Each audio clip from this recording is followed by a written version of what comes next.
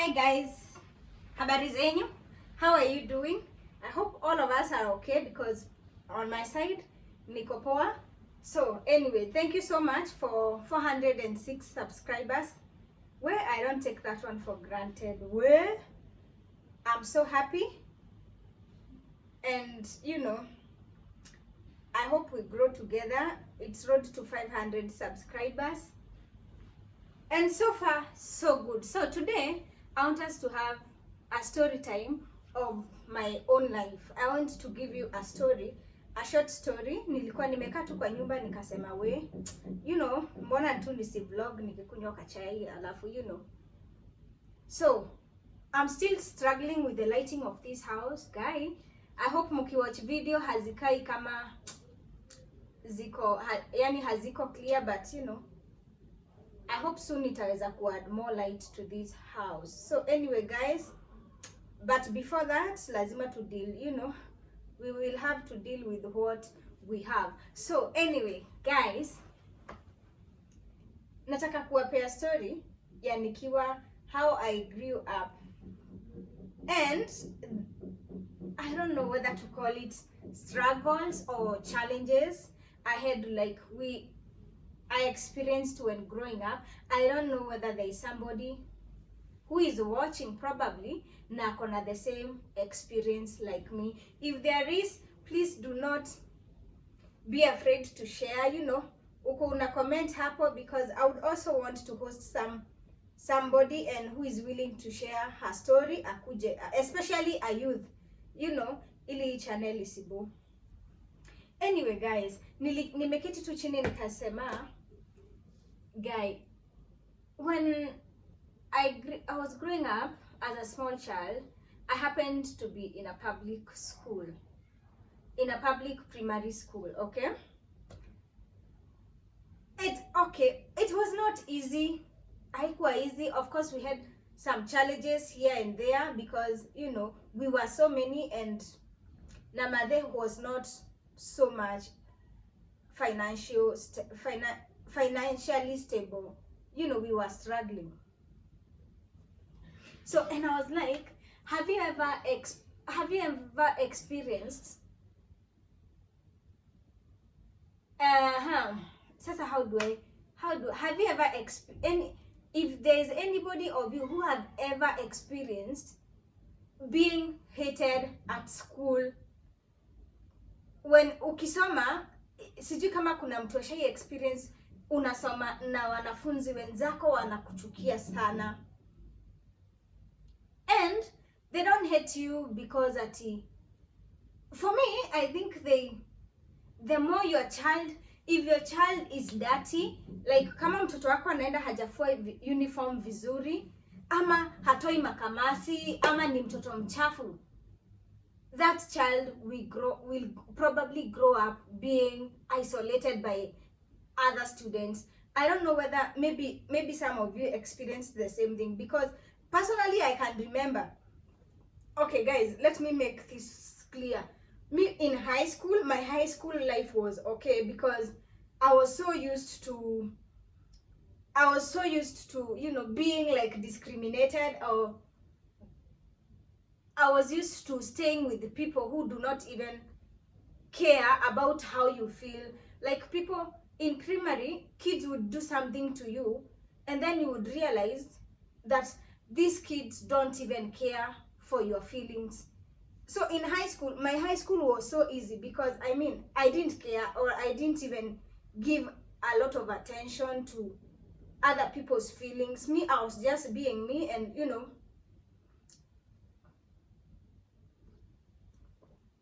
na sikujali venye watu. If you hate me, that's you, that's for you, that's on you, and if you like me, that's on you. So me in high school, I didn't have like a bad experience, but in primary school, I think that is that hardened me up.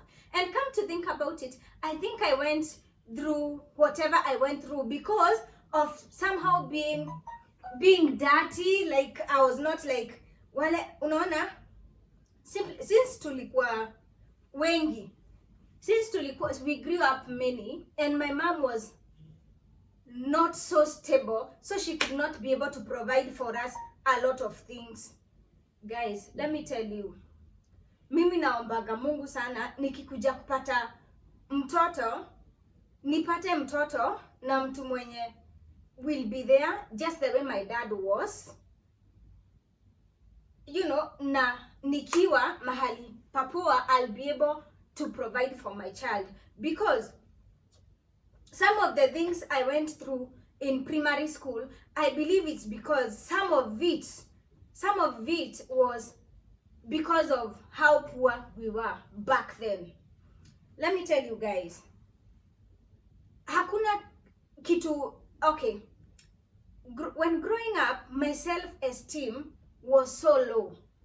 It was completely tampered with, because you would realize we would go to school, mother could not even hakuwa na afford at most of the big things in the world, like, you know, I'm trying to not to make this video look like I regret being born where I was, because, okay, you know, people are so judgmental, especially, you know, kama watu hawakujui, people are so judgmental. So I am trying to be nice and at the same time explain my reality. So anyway, guys, let me tell you what happened. When I was growing up, mother hakuwa anaweza kutuprovidea vitu nyingi, but I salute that woman, because very few women on earth have done even close to half of what my mom has done for us. Okay, let me explain in a shorter way, because anyway, I don't want this video again to be so long. I realized my last video was like 40 minutes. Wacha tu nipeane ikuwe like 20 minutes or 30 at most. So my dad passed on when I was so young. I was in class 6. And we were so many in school back then. I'm the last one in a family of 7 girls. So he passed on at such a time when almost all of us were in school. Only our firstborn and secondborn and thirdborn were not in school. The 4 of us, I remember there was a time we had like a child in form 4, tulikuwa na wawili form 3, and I was in class 8. So you can imagine the amount of pressure mother alikuwa nayo tukisoma high school. And let me tell you, it was not easy. But that woman, I salute my mom so much, because alijaribu, akangangana, na kila mtu alisoma. My mom, one thing about my mom, she never gave up on us. She never gave up on us. She worked so hard. Yes, she was unable to provide the lavish style that most of the people would want, but I am so grateful that she was able to give us education. So anyway, that's not even the story I wanted to capture. Let me go back to primary school. So in primary, tulikuwa wengi. We were walking for a distance of 6 kilometers. Imagine, from where home was to where the school was, it was a distance of around 6 kilometers. And we were going there every morning, trekking, and evening, guys. We had to wake up so early so that we can make to school on time. And we could even barely make it to school on time. I remember at one time, every teacher in that school knew we will come late. Every teacher, every teacher in that school knew, every teacher who was on duty just knew she will have to deal with the Gadura family, because we barely made it to school early. Let me tell you, sometimes we only had like one uniform. I come from Nyeri. Those who know Nyeri, like hatukuwa na uniform ati mbili, tulikuwa tuna uniform moja, kila mtu moja. Hakuna eti yenye ya leo alafu ingine. Kama wewe uko na tu uniform sati tatu, ati where you have like ya leo uko na uniform ya kesho, uko na uniform ya the day after tomorrow. Oh my goodness, thank God, because us, there's a time we could not even wash our uniform, because for those who know Nyeri County, the place, it is extremely cold. So sometimes unaona ukifua nguo utavaikiwa baridi, na sometimes it is too cold, you know, ukiifua haitakauka. So inabidi ungangane na hiyo uniform, utaifua time yenye unaona sister yetu mkubwa, we have a sister who is so, she was so like she's a disciplinarian. My sister angekuja anaangalia kama tu, our elder sister would come anaangalia kama tumefua uniform, because she knew if she does not check, kwanza mimi sitafua. She knew very well kama hata tuangalia kama hatujaosha, kama tumeosha nguo, alikuwa anajua asipotuangalia hatutaosha.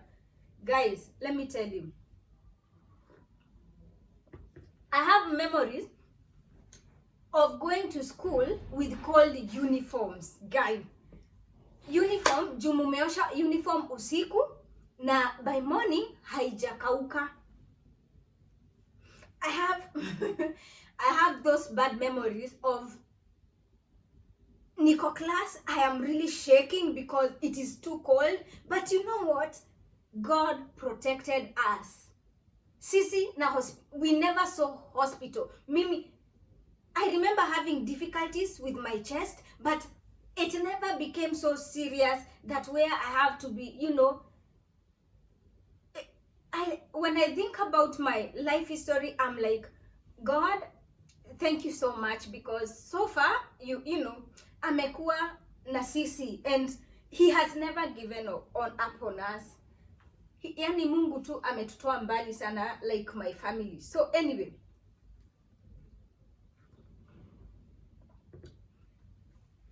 I know maybe wazazi wengi huwa hawafikiri kama there is a way their kids experience problems at school.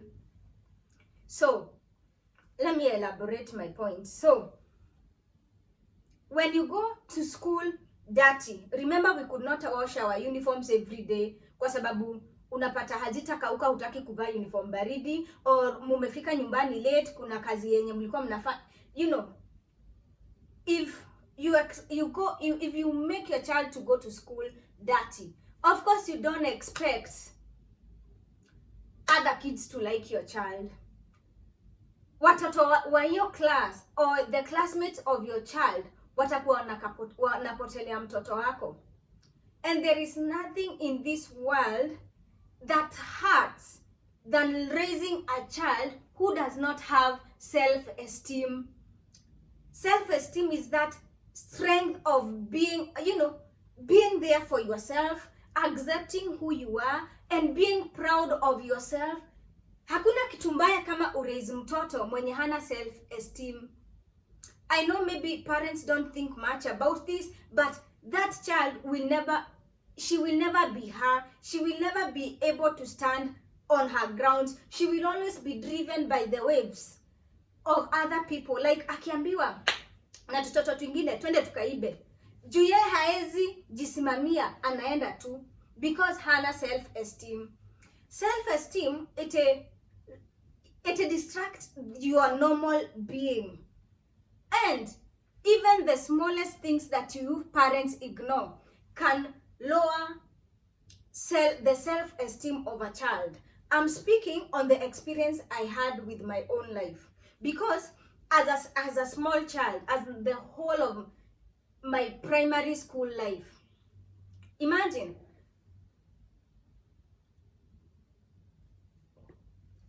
being called out during parade. Kadura's family, we were on all the wrongs you could think of. Late coming, it was all of us. Sisi wote. Yani, kwanza kuna time, we could even be checked handkerchief, whether your child has a handkerchief. Imagine, class yote iko na handkerchief, na ni tu mtoto wako hana.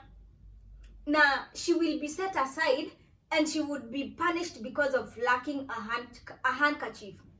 Can you imagine ati watoto watu ameambiwa go to class, mtoto wako amebaki kwa parade ati apewe punishment just because hana handkerchief?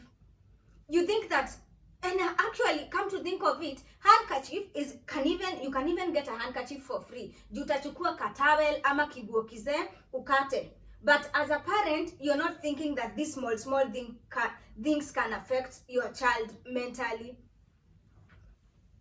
I remember sasa inafikanga mahali hadi mwalimu akikuja akiangalia watu wengine, we hautaangaliwa simply because anajua tu automatically you don't have a handkerchief. Yani you are like this isolated child with no speech. Can you imagine? That will affect you. Hata ukienda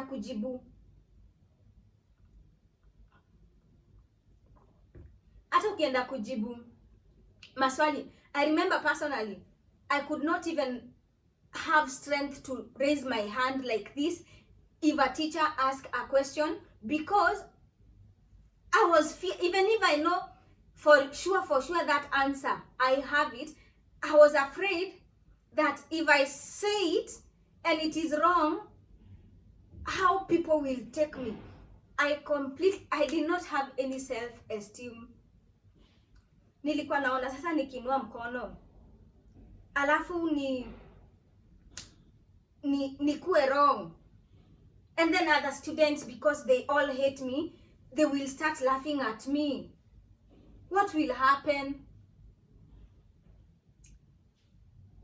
Guys, if I think about the experiences, imagine if you check my videos, there's a video I made about toxic teachers. I remember there's this time whereby we were being beaten a lot because, you know, maybe umefail. Sijui kama nyinyi mulipitia ile situation yenye munafanya exam, alafu mkishafanya exam zikisha kuwa marked, munaambiwa sasa mkifanya revision munaenda question by question. Kama ulianguka question number 2, amka, munachapwa nyinyi wote. Kama oh my goodness, wewe unapata ni kama ulianguka zote. Unapata ni kama ulianguka zote, na maybe hata zingine unaanguka ni juu hauko sure, because you are not even sure with yourself. Let me tell you, as a parent, it's not a must to you be rich so that you can raise a child with high self-esteem. Unaweza kuwa tu huna uwezo sana, but you can raise a child who believes in herself. And I believe hakuna kitu poa kama kuraise katoto kenye kameanza kujipenda from day one. When you bring that child to earth, make sure your child hatajichukia. Make sure wewe mwenyewe kama mzazi, because I believe the first process of raising a child with high self-esteem, it begins with the parents. Akienda shule, make sure katoto kako ni kasafi, kameoshewa nguo, you know, kiatu imepanguzwa. Easy vitu common that they actually don't even need a lot of money for you to maintain them. Because I remember in our school, the teachers even used to reward the cleanest girl in the class. Like in my class, I remember the cleanest girl was called Caro. Boy, that girl was beautiful. She was the cleanest girl. And actually, come to think of it,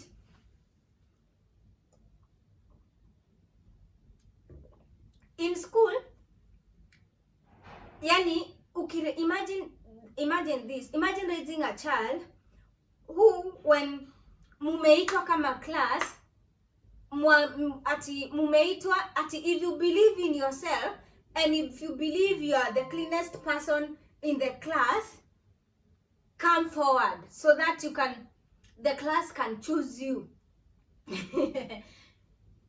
imagine mimi hata hakuna kitu singejitokeza, because for one nilikuwa nashangaa mimi hata siwezi tu, yani hapo nishajitoa kiroho safi. But if we didn't have like so much problems growing up, unaona utaenda tu juu unajua your mom, yani your teachers, your mom, your classmates have made you believe you're the cleanest. But sasa ukiwa wewe uko tu dunia yako na hata handkerchief hunanga, and they make it sound like it is so. By the way, why were we even being checked handkerchiefs? Mi ushangaa tu because I don't. Okay, ni nzuri kwa sababu watoto sasa ukikosa tena kuambia wakuja na handkerchief watakaa tu na makamasi.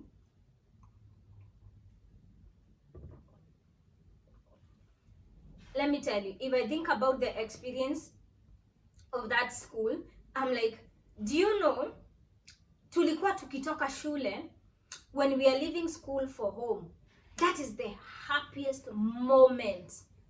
Imagine, sometimes when you're just sleeping and you just think about that, when you're sleeping and you just think about tomorrow, like ukilala tu hivi unafikiria kesho unaamka uende class tena, and you meet the same teachers, you meet the same classmates, unasema hutaki kuenda. I remember there is a time with my elder sister, tulikuwa tunakataa kuenda shule. Siku moja my dad was called, tukuwa tumejificha mahali tukakataa kuenda shule. Imagine. So we woke up, prepared ourselves, and then instead of going to school tukaenda tukajificha.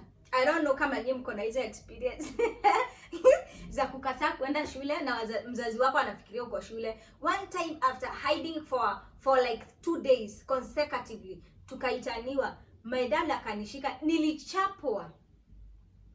Oh my goodness, my dad alitoa tu mshipi, nikachapwa na nikapelekwa shule tena nikachapwa, because kwa nini ukose kuenda shule and you actually made us believe as your parents. Si tulikuwa tunaenda tunajificha kwa kimto kingine hapo kilikuwa kinaitwa Kerurumo. Tunajificha, tunakosa kuenda shule. Jioni watu wengine wakitokea, tunatokelezea na tunaenda home. Imagine.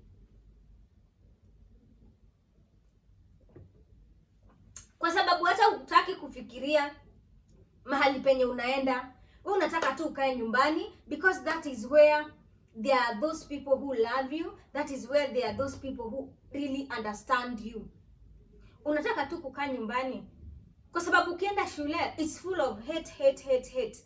Yani nobody, yani unakuwa isolated. I remember we could not even carry food. Tulikuwa tunaenda tu, imagine, hatujabeba chakula ya lunch na tutatoka around 3. Oh my goodness. Anyway, as we grew up, just because of the grace of God, the food was not enough for us to eat dinner and carry tomorrow. So during lunchtime, we were isolated by the rest of the students. Nyinyi and then tulikuwa tunabaki class, wengine wanatoka wanaenda kukula. Jue una kitu ya kukula, and you know kids cannot keep on kukugawia, because ugawiwe leo, kesho inafikanga mahali wanaanza kuambiana, you know what, hawabebangi na tulimpia jana, so pia leo anataka kupewa. So it gets to a place whereby unakaa tu peke yako kwa class classmates wako anaenda kukula. Na sometimes even your classmates don't even want to play with you. I even wonder some of those classmates waliendanga wapi, by the way, because life is funny. Life is funny how you can spend 8 years with someone in one class and you've actually grown together, because that's a very close family. Somebody, you've lived with somebody for 8 years.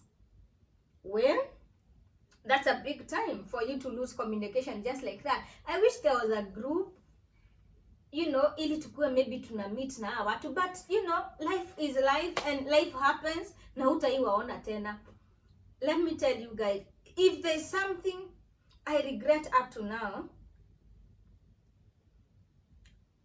in my whole, actually, even now, even high school time, it is, if there's something I regret, if I was asked, what do you regret?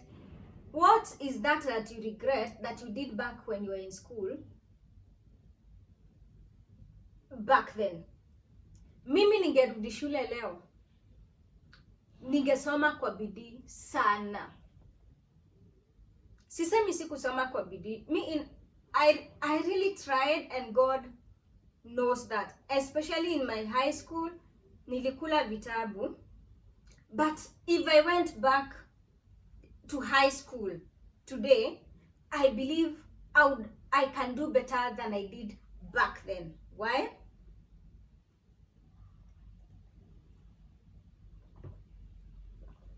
In primary, I don't care much about primary, because primary hakuna mahali. Primary does not define your life. It just inakusaidianga tu, ilikuwa inakusaidia back then during 844. Ilikuwa tu inakusaidia kupata high school. But if I was to go back to high school, I would eat books properly. Let me tell you, up to now, there are still courses I realized I cannot do just because I failed in one subject or the other. And in my whole Form 4, in my whole secondary life or high school life, I was just studying so that I can maintain the grade. If I went back to school, that would be different. I would just study those subjects that I really want to major in life, because kuna subjects zenye nilifanya, I wonder why I even did home science. Because if I go to check a course, there's no course yenye mimi naweza kuwa interested in that even checks, or even, you know, hakuna course yenye mimi naweza taka kufanya inahusu home science. Unapata kama physics, I scored too low, and if I went back to school, I would actually want to upgrade that, because I realized there are some of the engineering courses I would want to, you know, to study, but I can't study because of a very low grade on that subject. And that's something I never knew. I only came to know about it when I had finished high school, and I was now trying to get admitted to university. If I went back to school today, I would not even talk to anyone. I would just study properly, because all the people you study with, you will never meet them anywhere in life. Munaongeanga tu miezi ya kwanza after Form 4. From after 1 year, hata 1 year ni more. After 2 months, mtakuwa mnajiuliza, hey, na Naomi alienda. After another 2 years, unapatana na wengine hata hamjuani, wanakusimamisha hadi kwa supermarket. Hey Lea, like me, kuna wengine wananisimamishanga because I was a leader in my previous high school. Wananisimamishanga na shangagai. Who is that? Probably we went to the same high school, but you're even not sure. So if I knew it was just that temporary and it's not like a permanent family thing, I think I would have been a better student. Anyway, guys, personally,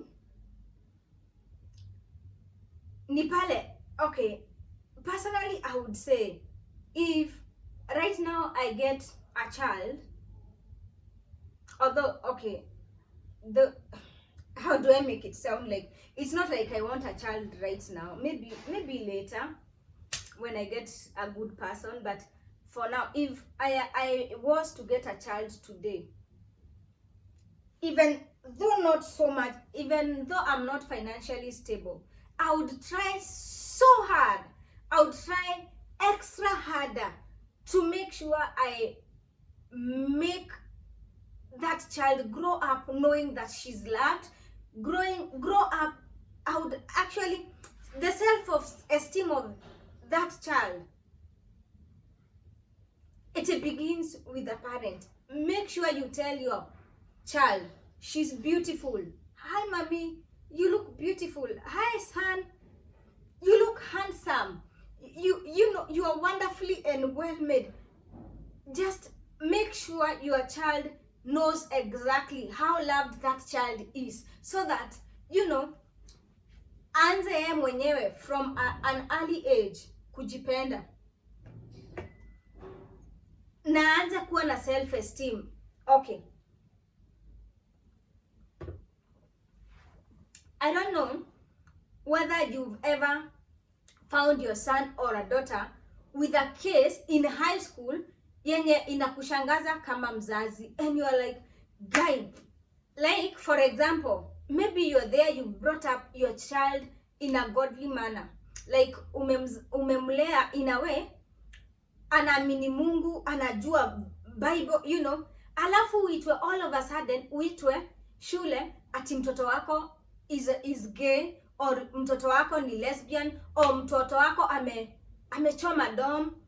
Think of all those things that most of the parents would actually be embarrassed. Actually, okay, I'm not saying that gayism is bad for those, okay, don't get me wrong. Anyway, think of anything that you would not want your child to be associated with, and at this particular time you are called at a specific school where your child goes to study at, na unaambiwa ameshikwa kwa hiyo kesi. Most of these cases happen because mtoto wako hajiamini,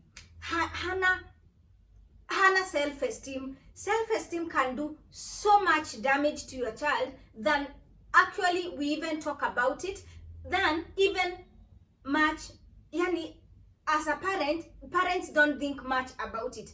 But low self-esteem, it affects the whole being of your child in general. What do I mean? Mtoto bila self-esteem ataambiwa na kasichana kengine. You know, in high school especially, boarding is a place whereby you meet children from all over the country. Wengine wametoka Mombasa, wengine wametoka Nairobi, wengine, and then you're forced to live in this one place, and you must live in community, and you must live in peace. Lazima muelewane. Ukilea mtoto bila self-esteem, huyo mtoto ambiwe na mtoto. Remember, parents raise kids differently. Utapata mtoto mwenye alireiziwa na mzazi wake akiwa tu husky, yani ni she has too much indiscipline cases, na mtoto wako wewe ulimlea kama, you know, she's not too indisciplined. If you bring up a child with low self-esteem, atakuwa anaambiwa twende tukachome dom, tuchome kwani iko nini, na anaitikia. She will be dragged, she will have influence, she will be influenced to do anything, and you will actually be surprised ukiitwa shule because your child had done something. Na ndio maana unaonanga wazazi wengine wakisema, ala, mtoto wangu haizi fanya hivyo, mtoto wangu haizi fanya hivyo. But you're forgetting, mtoto bila low self-esteem ndio akuje kwa community, she wants to feel love that she never experienced before. And for her to fit in a community, a child with low self-esteem is a people pleaser. Is a child who is a people pleaser. She wants to please everybody. She wants to, if she goes to a group and this group of students are lesbians, I bet you right, ataambiwa kuja please join us. Ataenda bila second thought, kwa sababu anaona that is where she feels that there is a welcoming, you know, kuna hiyo welcoming what? I don't know which words to use that will actually make people understand. It will make her feel that she's so much loved. And remember, this love hakuona akigrow, or this love kuna mahali in life hakui experienced. There is nothing good in this world than raising a child who can be able to make a decision and stand on that decision.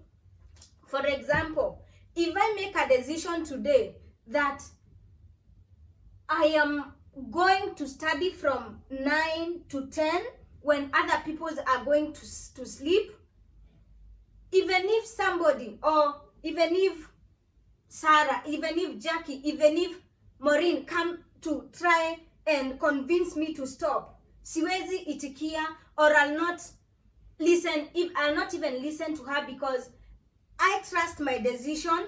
My mom or my dad from day one, they made me stand for my decision, and they made me realize how powerful my decision are.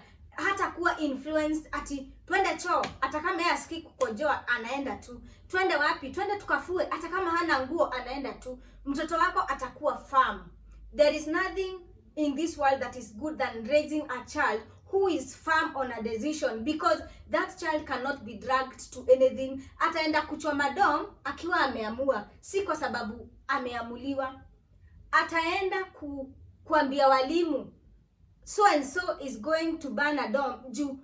That's the decision they have made, because from day one they were welcomed to this world, in this world, na wakafunzwa it's important to make and follow. Not only making alone, it's important to make a decision and stand with that decision. Anyway, guys, I believe I'm done. I believe I'm done at that point. I hope that video is not so long. Anyway, guys, for those who have watched this video, thank you so much. And please, kama huja subscribe, usisahau kufinya hako ka button subscribe, so that you can, you know, we can get to 500 subscribers by the end of the year. Thank you so much, and I love you all. Have a good night or good day. It depends with the whatever part of the world you're watching me from. Bye bye.